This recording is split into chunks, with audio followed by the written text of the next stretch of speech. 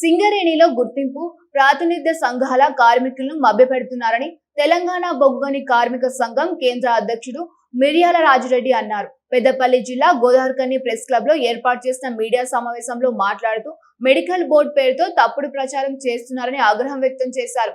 అలాగే సింగరేణిలోని కొత్త బావులో ఊసే లేదని పేర్కొన్నారు. గడిచిన 8 మాసాలుగా 400 మంది డిపెండెంట్స్ ఎదురు చూస్తున్నారని అన్నారు. కూడా ఎక్స్టెన్షన్ ప్రాజెక్టు అనుమతులు తీసుకొచ్చుకొని ఈరోజు ఈసీ గారికి పొంతన లేనటువంటి స్టేట్మెంట్ ఇచ్చి కార్మికులను మభ్యపెట్టి లో ఉన్నటువంటి కార్మికులకు మాత్రమే సవరణ జరిగింది. అది కూడా పూర్తి నష్టదాయకమైనటువంటి ఏఐటీస్ ఐఎన్టీసీల యొక్క తప్పుడు ప్రచారాన్ని అర్థం చేసుకోండి. ఈరోజు ఇది రెగ్యులర్గా జరిగే బోర్డు కాదు. జూలై మాసంలో ఉన్నటువంటి 55 మందిలో 54 హాజరైతే 5 మంది అన్ఫిట్ అయినటువంటి వాళ్ళు ఈ కార్మిక సోదరులు 32 మంది. వీళ్ళు గతంలో మెడికల్ బోర్డుకు హాజరై వాళ్ళకు ఫిట్ అన్ఫిట్ తేల్చలేనటువంటి పరిస్థితుల్లో దాదాపుగా 3-3.5 సంవత్సరాలు వేచి ఉన్నటువంటి కార్మికునికి వచ్చినటువంటి పిలుపు ఇది మెడికల్ బోర్డు అని చెప్పుకోవడానికి సిగ్గు లేకుండా మాట్లాడుతున్నటువంటి 2 సంఘాలు.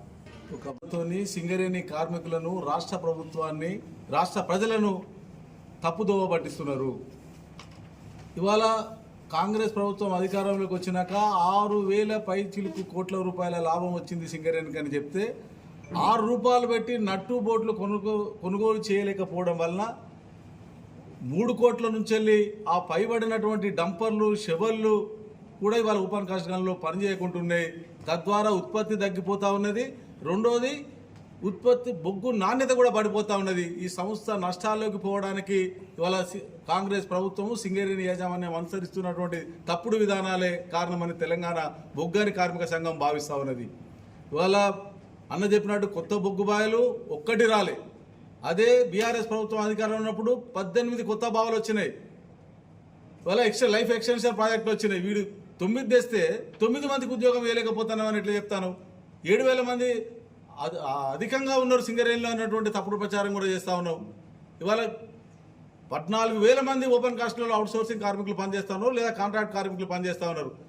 ఇవాళ అవుట్ సోర్సింగ్, కాంట్రాక్ట్ విధానాన్ని సింగరేణిలో బంద్ చేస్తే దాదాపు 45,000 మందికి ఉద్యోగం ఇచ్చేటువంటి అవకాశం ఉన్నది. ఆ దిశగా ప్రయత్నం వేయండి, అడుగులేయండి.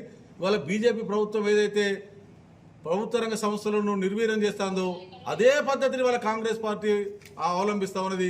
ఈ 2 కాంగ్రెస్ బీజేపీ 2 ప్రభుత్వాలు, పార్టీలు ప్రభుత్వ రంగ సంస్థలకు వ్యతిరేకం, కార్మికుల యొక్క మెరుగైన జీవనానికి వ్యతిరేకం. వీళ్ళు ఎప్పుడు బానిసలుగా ఉండాలనేటువంటి ఆలోచన చేస్తూ ఉన్నారు. వీళ్లకు బొంద పెడితేనే, వీళ్ళను ఈ దేశం నుంచి తరిమి వేస్తే తప్ప ఇవాళ ప్రజలకు ఉపాధి, ఉన్నతమైనటువంటి అవకాశాలు ఉన్నాయనే విషయాన్ని బీఆర్ఎస్ పార్టీ